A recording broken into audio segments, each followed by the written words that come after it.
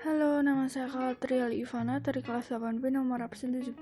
Pada video kali ini, saya akan membuat podcast tentang organisasi etnis kedaerahan serta organisasi keagamaan pada masa pergerakan nasional. Selamat menonton. Yang pertama akan saya bahas adalah Jong Java. Berikut merupakan sejarah singkat Jong Java. Jong Java adalah suatu organisasi kepemudaan yang didirikan oleh Satiman Wiryosanjoyo di Gedung Stovia pada tanggal 7 Maret 1915 dengan nama awal Trikoro Dharma yang berarti 3 tujuan mulia. Kemudian pada tanggal 12 Juni 1918, tepatnya di Surakarta, dalam kongres pertamanya, Trikoro Dharma berubah nama menjadi Jong Java, yang dimaksudkan untuk bisa merangkul para pemuda dari Sunda, Madura, serta Bali.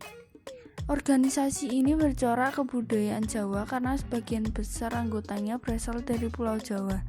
Perkumpulan pemuda ini didirikannya karena banyak pemuda yang menganggap bahwa Budi Utomo merupakan organisasi elit. Pada kongres keduanya yang diadakan di Yogyakarta pada tahun 1919, dibicarakannya beberapa hal besar sebagai berikut. 1. Misili untuk bangsa Indonesia. 2. Mengubah bahasa Jawa menjadi lebih demokratis. 3. Perguruan tinggi. 4. Kedudukan wanita Sunda. 5. Sejarah tanah Sunda. Dan yang terakhir merupakan arti pendirian nasional Jawa dalam pergerakan rakyat. Pada semua kongresnya menyatakan bahwa Jong Java tidak akan ikut serta dalam aksi politik. Namun pada kenyataannya perkumpulan ini mendapatkan pengaruh politik yang cukup kuat yang datang dari Serikat Islam. Kemudian pada tanggal 27 Desember 1929, Jong Java bergabung dengan organisasi Indonesia Muda. Tujuan organisasi. Tujuan didirikannya Jong Java atau Trikoro Dharma adalah untuk menyatukan para pelajar pribumi, memajukan pengetahuan umum, dan membangkitkan minat mereka pada kesenian dan bahasa nasional, serta ingin menghidupkan kembali persatuan dan kesatuan di antara pemuda Jawa, Sunda, Madura, dan Bali.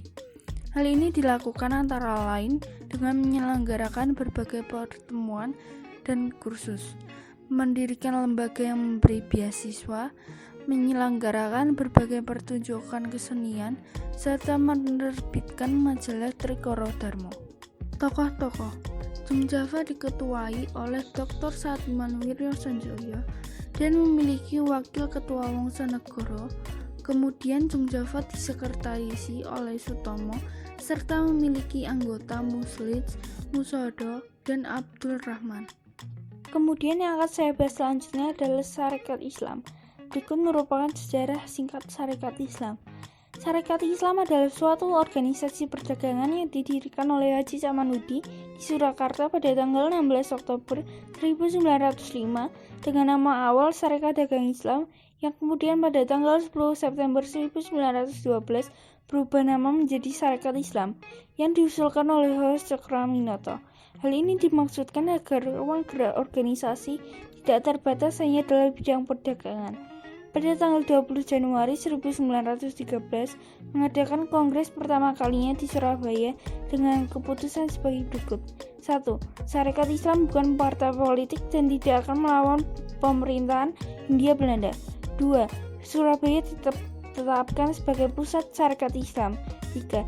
Cokroaminoto ditetapkan sebagai ketua Sarekat Islam. Kemudian kongres kedua dilaksanakan di Surakarta pada tanggal 16 Maret 1916. Dalam kongres ini mendirikan Sentral Sarekat Islam. Kongres ini menetapkan anggotanya terbuka bagi rakyat biasa. Lalu kongres Sarekat Islam ketiga pada tanggal 17 sampai 24 Juni 1916 di Bandung. Sarekat Islam melontarkan pernyataan politik yaitu ingin menyatukan seluruh Indonesia sebagai bangsa yang merdeka. Serta dalam kongres keempat di Jakarta, Sarekat Islam menegaskan cita-citanya untuk memperoleh kemerdekaan.